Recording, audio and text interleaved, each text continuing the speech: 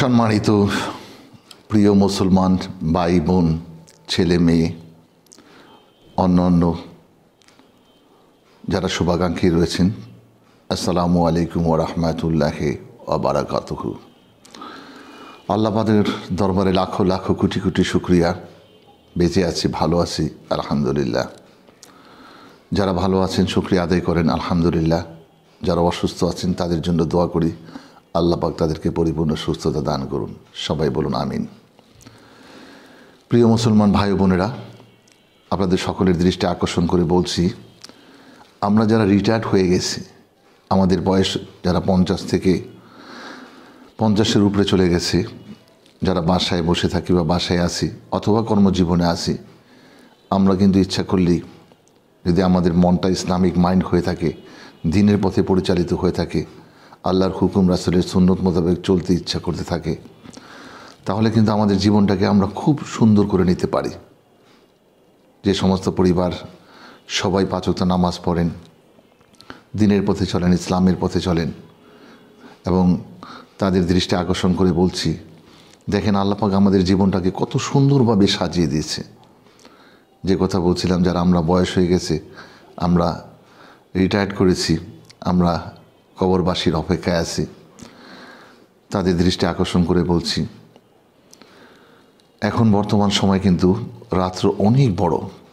আমরা সবাই চেষ্টা করি এশার নামাজের পরে খাওয়া দাওয়া শেষ করে কিছু বিবি বাচ্চাদের সাথে কিছু আলাপ আলোচনা করে আমরা অতি তাড়াতাড়ি ঘুমিয়ে পড়ি। মধ্যরাত্রে, অর্থাৎ রাত্রে যে মধ্যভাগ, ফজর নামাজের 1 ঘন্টা আগে বা ফজরের সময়ের আধা ঘন্টা আগে আমরা ঘুম থেকে ওঠার পরে 2 রাকাত, 4 রাকাত, 6 রাকাত, 8 রাকাত, 10 রাকাত তাহাজ্জুদের নামাজ পড়ি। বড় বরকতময় নামাজ। এই নামাজ পড়ে আল্লাহ তাআলার কাছে দোয়া চাই, ক্ষমা চাই। আল্লাহ পাক যেন আমাদেরকে সর্বদিক থেকে সর্বক্ষেত্রে আমাদেরকে ক্ষমা করে দেন। তারপরে ফজরের আজান আগে 2 রাকাত অবশ্যই মূল্যবান সুন্নত আমরা পড়ব, তাসবিহ করব, কোরআন তেলাওয়াত করব, ফজরের নামাজ পড়ব। ফজর নামাজের পরে আমাদের একটা সুন্দর, আল্লাহ পাক আমাদের একটা বিধান তৈরি করে দিয়েছে। এত সুন্দর বিধান, যদি আপনি না পড়েন, যদি আমল না করেন, তাহলে বুঝতে পারবেন না। জামাতের শেষে যদি পড়েন, তাহলে জামাতের পরে সূর্য ওঠার একটা টাইমিং থাকে। সেই টাইমিং যদি আপনি সেই জায়নামাজে বসে, সেটা মসজিদে হোক বা ঘরে হোক, আপনি যদি তাসবিহ, কোরআন তেলাওয়াত পাঠ করেন, তারপরে 2 রাকাত অথবা 4 রাকাত ইশরাকের নামাজ আদায় করেন, বড় বরকতময় নামাজ, বড় ফজিলতের নামাজ। কত সুন্দর বিধান আল্লাহ পাক করে দিয়েছেন, কত সুখ শান্তির দিন আমাদের অতিবাহিত করার পথ দেখিয়েছেন যদি আমরা আমল করতে পারি। তাই সকলের দৃষ্টি আকর্ষণ করে বলছি, আপনারা তাহাজ্জুদের নামাজ পড়েন, ফজর নামাজ পড়েন, কোরআন তেলাওয়াত করেন, জিকির আজকার করেন, এবং ফজর নামাজের পরে সূর্য ওঠার পরে 20 মিনিট অপেক্ষা করার পরে ইশরাকের নামাজগুলো পড়েন। দেখেন জীবনটা কত মধুময় লাগবে, কত সুন্দর লাগবে। তারপরে হয়তো সংসারে কোনো কাজটা থাকলে সংসারে কাজ করলেন। আমরা যারা পুরুষ আছি হয়তো কিছুটা নিদ্রায় গেলাম, কিছুটা ঘুমালাম, এবং বাড়ির অন্য টুকটাক যদি কোনো কাজকাম থাকে সেটা সেরে ঘুমালাম।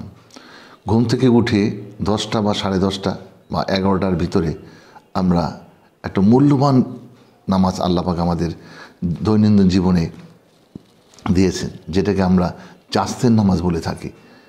এই 2 রাকাত বা 4 রাকাত বা 6 রাকাত বা 8 রাকাত আমরা যদি চাস্তের নামাজ পড়ে আল্লাহ পাকের কাছে ক্ষমা চাই, তা আল্লাহ পাক সাথে সাথে কবুল করে নিতে পারেন। এই চাস্তের নামের ফজিলত আমাদের ওলামা একরাম পবিত্র কোরআন থেকে যেভাবে বর্ণনা করেছেন, হাদিস শরীফে যেভাবে আসছে, সদকায়ে জারিয়া হিসাবে আমাদের দেহের প্রত্যেকটি জয়েন্টের যে সদকায়ে জারিয়া, সেটা হিসাবে আল্লাহ পাক ঘোষণা করেছে। বড় বরকতময় নামাজ 2 রাকাত বা 4 রাকাত চাস্তের নামাজ পড়ে আল্লাহর কাছে আমরা ক্ষমা চাই। আমাদের দেহের প্রত্যেকটি অঙ্গ প্রত্যঙ্গের যেন আল্লাহ পাক সুস্থ শরীরে, সুস্থ মনে, সুস্থ দেখে সমস্ত রোগ বালাই থেকে হেফাজত করে আল্লাহ বেঁচে থাকার তৌফিক দান করে। তারপরে রয়েছে জোহরের পরপরে শুরু হয়ে যায়, 12টার পর শুরু হয়ে যায় আরেকটা মূল্যবান নামাজ, যেটাকে জাওয়ালের নামাজ বলে থাকে।